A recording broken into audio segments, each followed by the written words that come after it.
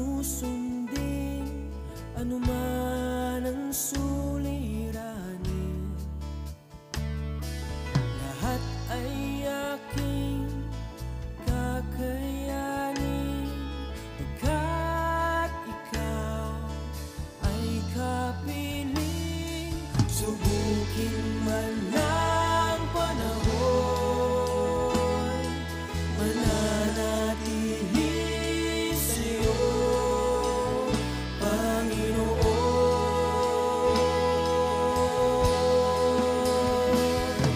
Walang alinlangang maglilingkod, walang pangambang sa'yo ay susunod.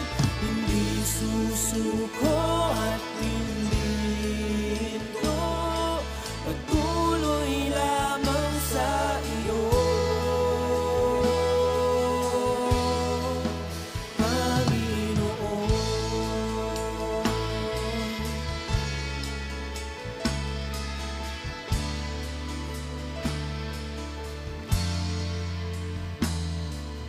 Ikaw ang aking paglilingkuran, kahit saan dalhin. Ikaw ay lagi kung susundin anuman ang suliranin. Lahat ay aking kakayanin, pagkat ikaw ay kapiling. Subukin man ng panahon, mananatili sa'yo, Panginoon.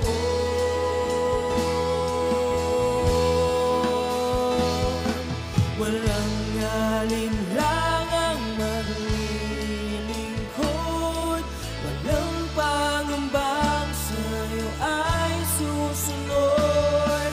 Hindi susuko at hindi hinto, patuloy. Purihin po ang Panginoon sa araw na ito, mga magulang kapatid, sa lahat po ng sumusubaybay dito sa tinig ng ating pag-asa ng Panginoon, ay muli po tayo ay makapag-aaral ng salita ng Diyos saan man po kayo naroroon, Luzon, Visayas, and Mindanao, at maging sa ibang bansa, ay ngayon po ay ating pag-aralan ng salita ng Diyos. At bago po yon, tayo muna po saglit na manalangin. Ama naming Diyos na makapangyarihan sa lahat, sa pangalan ng aming Panginoong Hesus, kami po ay nagpupuri sa iyo, nagpapasalamat ngayong araw na ito. Patuloy kami nagpapakumbaba sa iyo at inaamin kami po'y wala magagawa kung wala ka sa aming buhay. Lord, we ask, Lord, your forgiveness and cleanse us from all our unrighteousness. At patuloy na ang iyong biyaya ay maranasan ng bawat isa. At ikaw po ang kumilos sa lahat na may kabigatan, may suliranin, may problema, may karamdaman at sakit. Ikaw ang manggagamot, ikaw ang nagpapagaang ng mga kabigatan, sapagkat naparito ka upang kami po ay bigyan ng katugunan sa mga pangangailangan. Salamat po, Ama. Pagpalain niyo po ang iyong salita naming pag-aaralan at magbigay po ng kagaangan ng puso ng bawat isa at kalunasa sa mga problema at pagsubok sa buhay. Maraming pong salamat. Ang papuri pa sa salamat para sa ilamang Ama, sa pangalan ng aming Panginoong Hesus. Amen. Purihin po ang Diyos. Ito po ang inyong lingkod, Bishop Leonardo Bedanya Jr., ang senior pastor ng Jesus Belief Tatab Church dito po sa ating bansa. Amen. So sa oras na ito, atin pong pag-uusapan ang ating pong tema ngayong buwan na ito ng Nobyembre. At ito po yung matatagpuan natin sa Galatia chapter 6 verse 2. Ano pong sinasabi rito? Bear one another's burdens and so fulfill the law of Christ. No? Ayon po sa sulat ni Pablo sa mga mananampalataya at Kristiyano sa Galatia, ito po ang kanyang sulat na magdalahin kayo ng pasanin sa bawat isa. Sa gayong paraan ay matutupad ninyo ang kautusan o ang utos ni Kristo. Kung atin pong babasahin yung verse 1, sabi niya sa kanyang sulat, mga kapatid, kung ang sino man sa inyo ay mahulog sa pagkakamali o pagkakasala, kayong pinapatnubayan ng Espiritu ang siyang magtuwid sa Kanya, ang siyang tama sa Kanya, mag-ayos ng Kanyang maling pagkakamali. Dahil baka kayo naman ay mahulog din sa tukso. Ano po? Ito po ay isang maliwanag na sulat ni Pablo upang paalalahanan ang mga Kristiyano, ang mananampalataya na nagkakamali, nagkakasala, dahil wala naman nga pong perpekto sa atin. Kaya kung meron daw Kristiyano na nagkasala, nagkamali, at sa paraang hindi niya sinasadya or sinadya man yan, ay yun daw mga pinapatnubayan ng Espiritu ng Diyos. Kapag sinabi na, pag binasa natin ang mga salitang ito, ay tayo daw na mga ginagabayan ng banal na Espiritu at mga spiritually matured at malalim sa Panginoon, ang siyang magtuwid sa Kanya, ang magtama sa Kanya, upang siya ay maiayos ang buhay at magbago siya, magbalik loob sa Diyos. Kung siya ay naliligaw ng landas o nadirimla ng kanyang kaisipan, ang kanyang puso, kung siya ay nawawalay, ay tayong pinapatnubayan ng banal na Espiritu ang siyang magtuwid sa Kanya. O siya ay nabibigatan at nahihirapan. Kaya nga sinabi ng verse 2, no, magdalahin kayo ng pasanin sa bawat isa. No? Kung ikaw, kapatid, ay merong kabigatan, merong kang trouble sa buhay, ay ibigay mo yan sa Panginoon. At meron din tayong mga kapatid sa pananampalataya na aagapay at aalalay, tutulong sa iyo kung ikaw ay merong kabigatan. No? Tatlong bagay ang nais ko ibagi sa ating, kung ikaw ay may kabigatan, iyan ay gagaang. Paano gagaang siya? Tatlong mahalagang dulot ng pagpasan, no, ng pasanin ng kapwa. Kapag ang kapatid natin may pasanin, may kabigatan, tutulungan natin siya sa pinapasan niya para gumaang yung kanyang dinadala. No? Ngayon, kung ayaw niyang matulungan siya at sinasarili niya, ayaw niyang may katuwang sa bigat na dinadala niya, ay mahalaga na ma-encounter niya mismo ng personal ang Panginoon.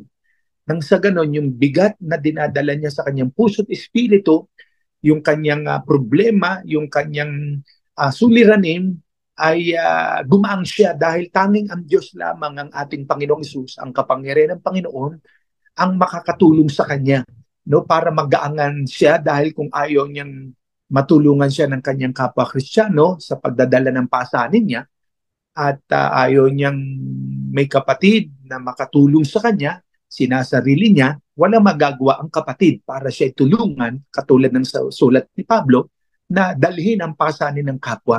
Kung sinasarili niya, mahalaga na ikaw mismo, siya mismo, ay magkaroon ng personal encounter with God. Dahil tanging ang Diyos lamang ang makakaalis ng bigat at problema at suliranin niya sa buhay. Kung ayaw niyang mayroong kapwa Kristiyanong makatulong sa kanya para matulungan siyang gumaang ang pasanin niya. Kaya importante na ang Panginoon ang personal niyang ma-encounter. No? Praise God. Dahil nga, di ba, sabi ni Lord sa Matthew 11:28, come unto me. Pinapalapit ng Panginoong Hesus ang tao sa Kanya. No? Sino daw yung lalapit? All, lahat. All that labor and are heavily laden. Lahat ng may pasanin, lahat ng may kabigatan, lahat ng may trouble sa buhay, ng may kabigatan sa puso, may dalahin. Sabi ng Panginoon, lumapit sa Kanya. At ano ang sabi ng Panginoong Hesus? Bibigyan niya ng kapahingahan. No? Maaring pagod ka na, maaring hindi mo na alam ang gagawin mo, maaring hirap ka na dahil sinusolo mo yung problema, no? At minsan parang iniisip mo na ang lahat ng tao sa paligid mo galit sa iyo o ayaw sa iyo, pero totoo, mahal ka ng mga kapwa mo Kristiyano. Mahal ka ng mga anak ng Diyos kasi anak ka rin ng Panginoon, no? So kaya kung may gabigatan ka, napakahalagang number 1, ilapit sa Panginoon. Ibigay kay Lord. Sabi niya, come unto me.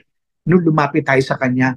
Dahil ang Panginoon lamang, tanging ang Diyos lamang natin ang makapagbibigay ng kagaangan ng ating puso, makapagpapalaya sa atin, makapagbibigay ng kapayapaan sa atin, dahil kahit saan man tayo dumako na manalangin, sumamba sa Diyos, no? Kapag tayo mismo personally ay hindi natin na-encounter si God, may hirapan ng Kristiyano, mananatili siya sa dinadala niyang bigat sa puso niya, no? Kaya importante na mag-humble sa Panginoong Hesus, totally isurrender ang buhay, magpakumbaba, at magkaroon ng tinatawag na broken spirit, mabasag ang puso, humingi ng tawad sa Diyos, isuko ang lahat sa Panginoon. Dahil pag hindi ito nangyari, mananatili ang Kristiyanong yon sa bigat ng puso at buhay, no? Sa buhay niya. Hindi siya makaka-move on, hindi siya makaka-move forward kasi nga siya mismo, ang puso niya ay kailangan niyang buksan sa Panginoon ng totohanan, no? So tatlong bagay. Una, no, tatlong mahalaga na dulot ng pagpasa ng pasanin ng kapwa, no? Pag pinapasa natin sa kapwa natin, nagpatulong tayo sa kanya sa ating kabigatan, no? Gagaan, no? Gagaan. Una, no? Pag pinapasa natin ang dala-dala nating kabigatan sa kapwa natin, no? Una, ang pagdadala ng pasanin ng kapwa ay nagpapagaan sa puso at buhay ng isang tao. Gumagaan, no? Siyempre, may bigat kang dala at nagpatulong ka, tinulungan tayo ng ating kapwa Kristiyano sa pasaning dala-dala natin. Ano mararamdaman natin? Gagaang, no? Gagaang ang buhay, papayapa, papanatag, no? Bakit? Kasi andyan ang kapatid natin na pinayagan nating bumuhat ng ating pasanin, no? Na nagpatulong tayo sa kanya, no? Bakit tayo nagpatulong? Dahil nga inaamin nating hindi natin kaya, no? Andun ang ating open heart, open spirit. Andun ang ating humble heart, humble spirit, na sinasabi natin, Lord, hindi ko po kaya, kailangan ko si brother, si sister, at doon mangyayari ngayon na, no, nagagaang yung pasanin natin, no? Kaya nga yan ang dulot ng pag nagpatulong tayo sa pasanin natin sa kapwa natin. Kaya nga 'di ba sabi nga ni Pablo, magdalahin kayo ng pasanin sa bawat isa. Sa ganung paraan, natupad natin ang utos ni Kristo, no? So matutupad natin. Kaya nga kapag nagpapasan tayo ng isang pasanin natin, kung ang pasanin natin ay 50 kilong halimbawa isang kabang bigas, hindi natin kaya, o di andyan ang kapatid natin, hati, tig to 25 kilo.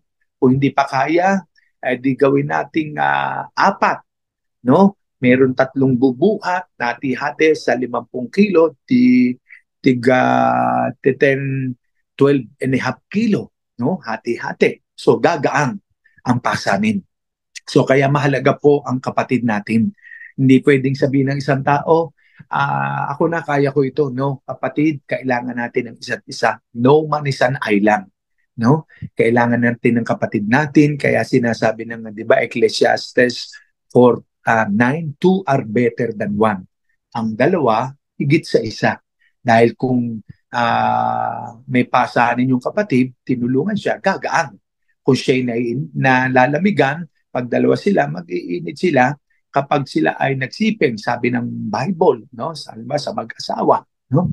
So kaya nga napakahalaga na ando ng bawat isa na bukas ang puso para matulungan tayo, no? At yan ang sulat ni Pablo na magdalahin ng pasanin sa bawat isa. So pag nadala ang pasanin natin, siyempre gagaan, no? Nagpapagaan sa buhay yung bigat na naiibsan, no, nagiging payapa, nagiging panatag. Kaya mahalaga na magpapasan tayo sa kabigatan natin. Kumbaga sa andun yung tulungan, no? Nagpapatulong tayo, kusang loob, na willing tayo na magpatulong sa kapwa natin. Parang yan di ba? No? Kung ikaw ay mga estudyante, kapag sila ay maraming assignment, no? Magpapatulong sa nanay kasi hindi niya kaya yung assignment, ang dami-dami, o sa kanyang ate, sa kanyang kuya. So pag tinulungan siya ng kanyang kapatid sa assignment niyang ang dami-dami, no? Gagaang ang paggawa ng assignment, mapapabilis, mapapadali, no? Ayan. Para din yan sa paggawa ng pandesal. Pagka ikaw ay nagmamasa at gagawa ng pandesal sa madaling araw, no, may isang tagamasa, mayroong isang tagaporma ng pandesal, at kung lalagyan ng keso sa gitna yan, puputol, may isang naghihiwa ng keso maliit, ilalagay doon sa minasang harina sa loob, at yun. So, mayroong division of labor, tulong-tulong, at mabilis na maluluto ang pandesal. Yan, no? Ganon din tayo. Mabilis na maluluto sa mga suliranin, ang pasanin sa buhay na mabigat kapag may kabalika tayo, may katuwang, no? Kaya nga, sa Panginoon ay sinasabi niya, katulad ng sabi ni Pablo, na magdalahi ng pasanin sa isa't isa, no? So yun yung una, ang pagdadala ng pasanin ng kapwa ay nagpapagaang sa buhay. Yan, gagaang ang buhay. Pangalawa, ang pagdadala ng pasanin ng kapwa ay nagbibigay ng respeto, no? Pag dinala natin ang pasanin ng kapwa natin, no, ay yung nagbuhat, tumulong sa pasanin ng kapwa, andun yung respeto nung nagkaroon ng kabigatan. Dahil tinulungan mo siya, matututunan niyang kanya na irespeto, mahalin, no? Kasi nga, tinulungan natin siya, no? At dahil yung nabigatan, nagaangan, no?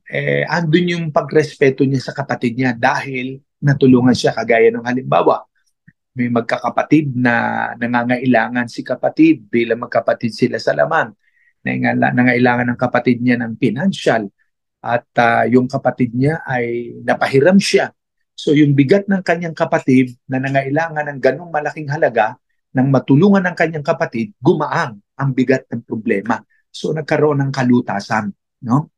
So kaya nga, dahil sa pagtulong ng kanyang kapatid, nandun yung kanyang paggalang sa kanyang kapatid physically, no, biologically, dahil nga natulungan siya. Ganon din sa spiritual, no? Matututunan ng kapatid ang paggalang sa isa't isa dahil andun ang kanyang pagdadamayan, no? Bagkus andun yung kanilang matututunan niyang irespeto yung kapatid niya, at dahil tinulungan siya, at ganun din naman na kailangan kung siya ay napahiram ng ganung halaga dahil nangailangan siya, dapat matutunan niya namang ibalik yung kanyang nahiram para yung respeto sa isa't isa ay naroroon. Dahil pag hindi natin natupad yung ating sinabi, no, na sa ganung araw, ganung buwan, na ibabalik yung hiniram dahil nung nanghiram si kapatid ay puro siya'y nangako, siya'y nakiusap, na gano'n, nung mapahiram, ay kailangan naman ibalik mo, no? Nang sa gano'n ay andun yung respeto, at sa susunod na ikaw ay humiram sa kanya, hindi siya magdadalawang isip na tulungan ka uli para gumaang ang bigat mo na pasanin. Kasi nga, andun yung respeto mo sa iyong salita, andun yung iyong respeto sa kanya, no? At siya naman, nirespeto ka, minahal ka at ginalang, kaya tinulungan ka. So, vice versa. Kaya mahalaga yung respeto sa isa't isa, no? Pag nawala ang respeto ng kapwa, no, mahirap kung minsan ibalik. Pero kailangan bilang isang Kristiyano at anak ng Diyos at mananampalataya, ay mahalaga sa Christian world yung respecting one another, no? Yung paggagalangan. Importante po yan. Kaya lang nawawala ang respeto ng isang Kristiyano sa kapwa, yun nga, pag sumira ka sa iyong salita, no? Mahalaga yung word of honor. Ayan, no? Amen. So yan yung pangalawa natin, no? Nagbibigay ng respeto sa isa't isa. Yung pagka natulungan mo sa pasanin, yung kapwa mo, no? Lalo siya magiging malapit sa iyo, lalo siya magiging malalim sa Panginoon dahil nagtulungan ng kapwa Kristiyano. Ayan, no? Tatlong bagay lamang po ito. Pangatlo, ang pagdadala ng pasanin ng kapwa, no, ay nagiiwan ka ng legasiya sa kanya. Legasiya, no? Ano yung legasiya? No? Pag sinabing legasiya, ito'y naiiwan sa kanya na habang buhay niyang dadalhin yung ginawa mo sa kanya na hindi ito malilimutan. Kumbaga halimbawa, 'di ba, sa isang tao, kung siya ay yung mga politiko na sobrang bait at talagang nakitaan mo ng hindi naman talaga nag-corrupt, no? Talagang alam na alam sa syudad, sa bayan nila na yung taong politiko na yun ay napakabuti talaga. Ang record niya ay talagang transparency, walang masasabi yung mga konsel niya, vice niya, mga barangay captain sa kanya, o kung siya man halimbawa barangay captain, ama ng barangay nila, walang masasabi kahit sino yung mga tao sa kanya na meron siyang kinuhang pera sa barangay o sa bayan. Kaya pag siya'y namatay, mapag-uusapan siya hanggang kahit patay na siya at wala na siya, meron siyang naiwang legacy, no? Na malinis ang kanyang pangalan, no? Mabuti siyang tao nung nabubuhay, wala siyang sinira, wala siyang sinaktan, wala siyang ninakawan, nag-iwan siya ng legasiya, no? Ganun din sa atin sa Christian world, no? Kapag ikaw ay nakagawa at patuloy na gumagawa ng maganda at mabuting bagay sa kapwa, no? Nagbibigay ito ng legasiya, no? Na ang iyong mabuting pangalang iniwan sa kanila at kahit buhay pa at lalo pag wala na nga, ay andun yung legasiya at hanggang sa kaapu-apuhan, hanggang ilang saling lahi, ay hindi makakalimutan yung ginawa mo sa kapwa mo, no? Ayan, kaya napakahalaga nun. So kaya nga pagka nakatulong tayo sa kapatid natin in one way or another, may problema man siya o wala, may pangangailangan siya o wala, andun pa rin ang pagtulong natin sa kanya, no? Pag ikaw ay nakaluwag at guminhawa, ay yun namang ginawa natin sa kapwa natin ay babalik din naman sa atin. 'Di ba? Yan ay pangako ni Lord eh. Kaya pag binasa natin ang buong Galatians chapter 6, no, 1 to 10, makikita natin diyan na ang Diyos ay di madadaya. No, 'di ba? Sabi ng verse 7, God cannot be mocked. Whatsoever a man soweth, he shall also reap. Ano man ang itinanim ng tao, ano man ang ginawa ng tao, gagawin din sa kanya, babalik sa kanya, no? Kaya sinasabi na huwag tayong magsawa sa paggawa ng mabuti, sapagkat sa takdang panahon aani tayo kung hindi tayo magsasawa. At gumawa tayo ng mabuti sa kapwa natin habang may pagkakataon, lalong-lalo na sa kasambahay sa pananampalataya. No, yung mga kapwa natin Kristiyano, mga kasama natin sa church, no? Anumang bagay ang magagawa natin sa kapatid natin, gawa natin ng mabuti sa abot ng ating makakaya at magagawa, no? Dahil yan ang nakalulugod sa Panginoon, no? Kaya nga tandaan natin, lahat ng ginawa natin gagawin din sa atin, babalik sa atin ang lahat ng ginawa natin sa kapwa natin, no? So kaya yung pagsuporta natin sa ministry, pagsuporta natin sa church, yung pagsuporta natin sa kapatid natin sa pananampalataya, yung mga binibigay natin, no? Ang Diyos ang magbabalik sa atin yan, no? Hindi natin mahihigitan ng Diyos sa pagbibigay.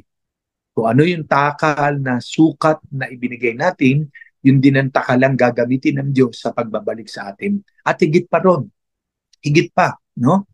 Kaya nga napakahalaga po na lagi tayo magtanim ng pagmamahal sa kapwa, pagtatanim ng pang-unawa, pagtatanim ng pagpapatawad. Yung sinasabi ng Luke 6:38, pag binasa natin yung verse 36, 37, bago yung 38, yung sinasabi ron, give and it shall be given unto you, good measure, pressed down, shaken together, and running over. Yung Luke 6:38, ang tinutukoy dyan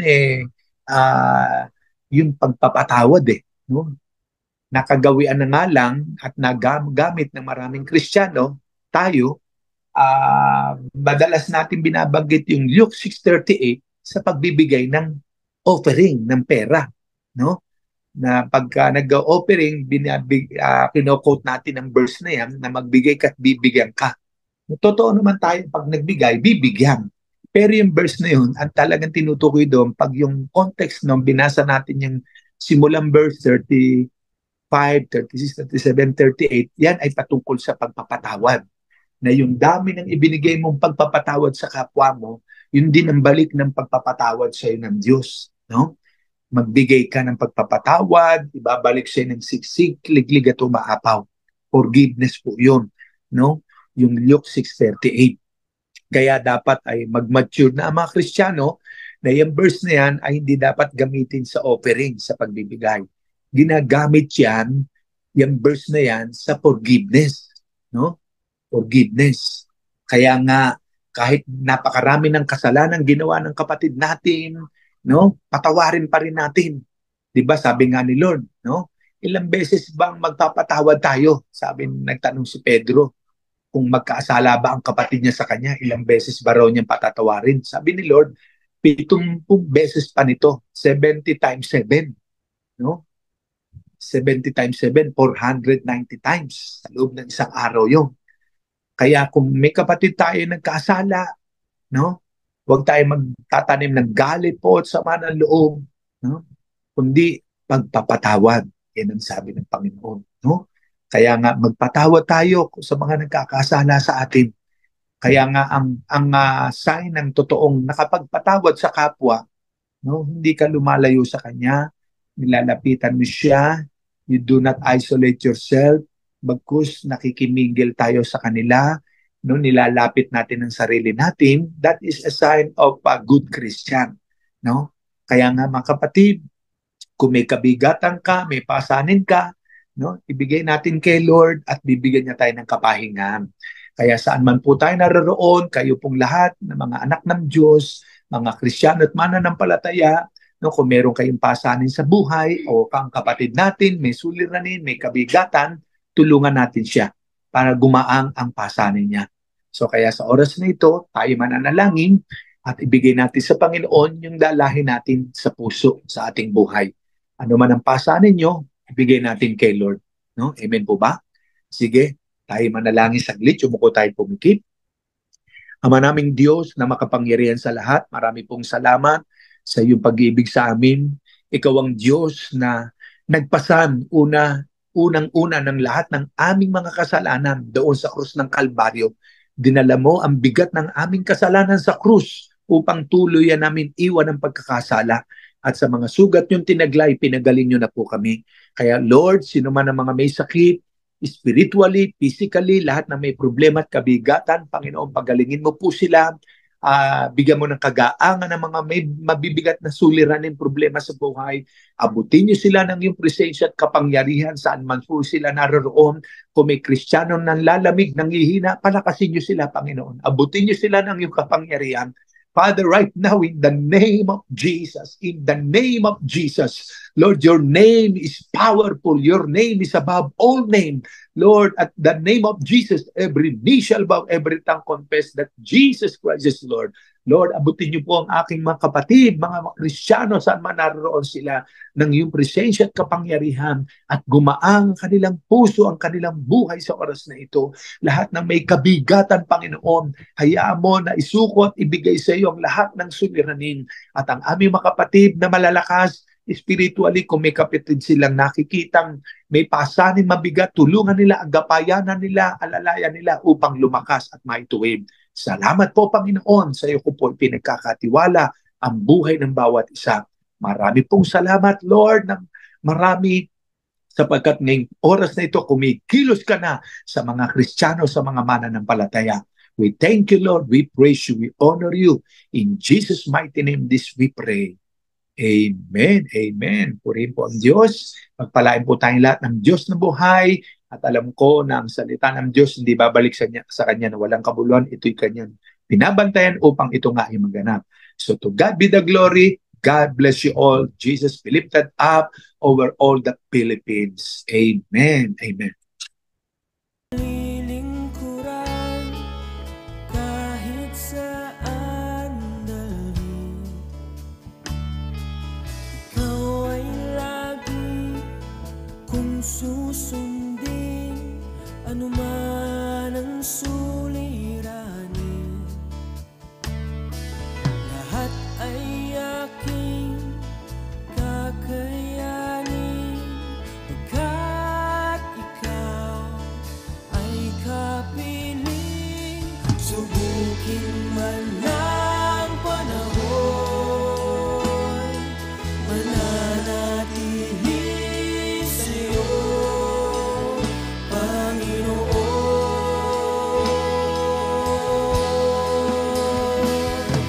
Walang alinlangang manglilingkod, walang pangamba